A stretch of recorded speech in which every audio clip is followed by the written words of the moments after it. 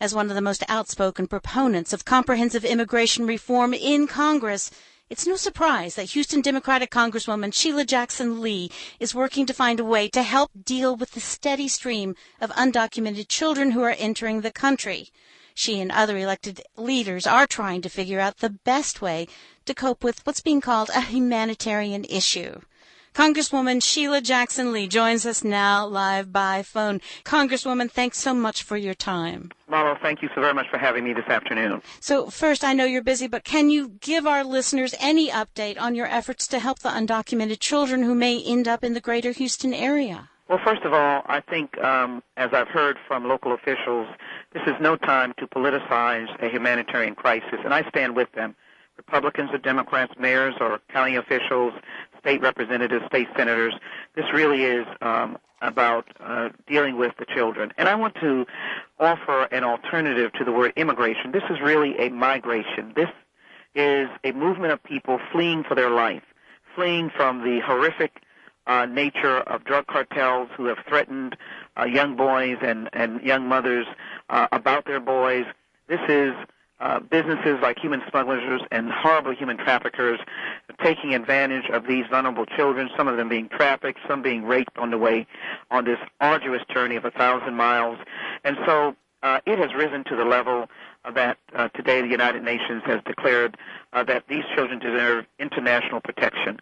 And that means they are moving to the soil of the United States of America. We're part of the international conventions that we expect other nations to adhere to. Then we have to protect these children. And that is all that we're trying to do. That is to protect them on a temporary basis upon which they're here under the law and to process them where they would have the opportunity to petition for asylum, or in some instances they would be deported if they have no status reason for being here. But there is, I believe, no reason to have massive deportation without determining whether a child has a credible fear or whether or not they have, in fact, been raped or that they have nothing to go back to but violence. And I think the American people, once explained to them, will understand. What happened this week was the federal government assessed a particular site. No decision has been made. They are assessing sites across the country. I will say to the listening public that they're in great need for these children. Many of these children now are housed on military bases. Again, you're talking about children in diapers, 2-year-old children. You're talking about 4-year-olds. You're talking about toddlers younger than that, 8 or 9-year-olds. And might I say that the Border Patrol agents who were mixing formula and putting on diapers and who are doing a very, very firm and affirmative job. They're doing a strong job.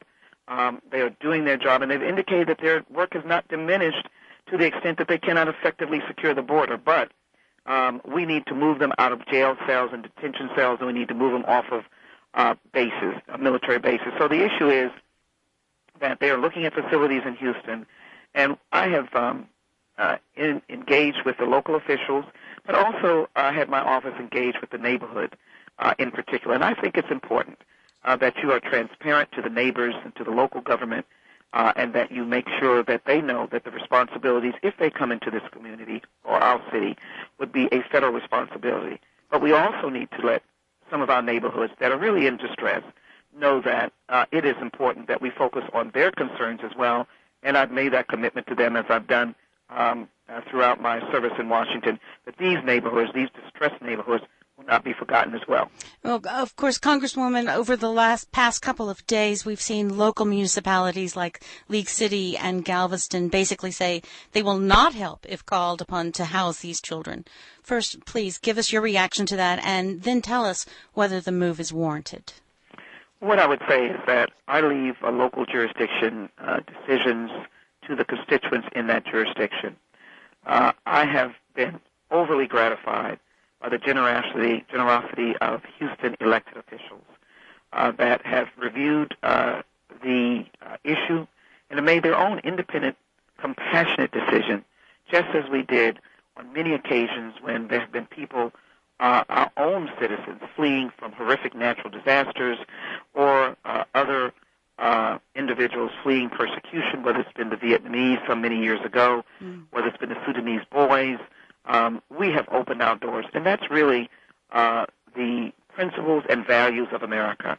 So I take the goodness where I see it. I see the cup being half full and not half empty. And I can assure you that the federal government at this point in time has no intention of going into any community where these children, these babies, are not welcome. It's really good to hear you talk about the border agents who are actually mixing formula and going the extra mile. That's just something we're not really getting from the regular news media, so thank you for sharing that. But why do you think that there's so much concern about whether these children will negatively impact local resources, and why is it a valid concern? Well, first of all, I'm very glad that KPFT, as they've always done, is seeking the facts, and I think it is the lack of information. Many people have asked whether these children, in their present immigration status, which is that they do not have a status, they're presently going to be under a law that provides for these children to get into the court system to petition as to whether or not they're eligible for asylum, not citizenship, but asylum at this point in time. So people have a misinformation that they will be immediately let off a bus, and wherever they're dropped off on the bus, that is where they will wind up sitting on the corner or moving around in neighborhoods. That is not the case. And we have an obligation to explain to the community they are fully into the jurisdiction of the United States of America and detained by the United States of America. Mm-hmm. Any facility will have to be securely fenced in. The children will be contained in that facility. There will be no integrating into the neighborhood. They'll have a full-service operation that will provide for their health care, if necessary, and provide for their other needs, such as nutrition and other needs, and, of course, board. And they will stay there while they're processing through the court.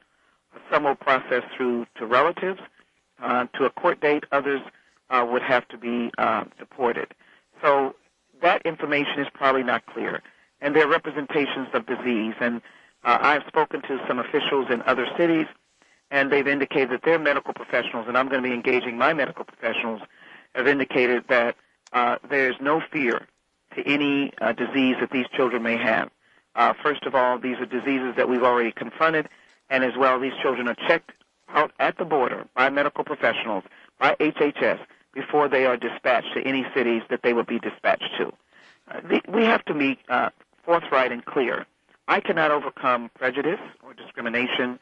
I can only call upon the higher values of this nation, remind everyone that the reason why people migrate to this great place of refuge is a reputation of democracy and justice and integrity as the United States has. This is our reputation, and so people do come out of need. But let me add something else.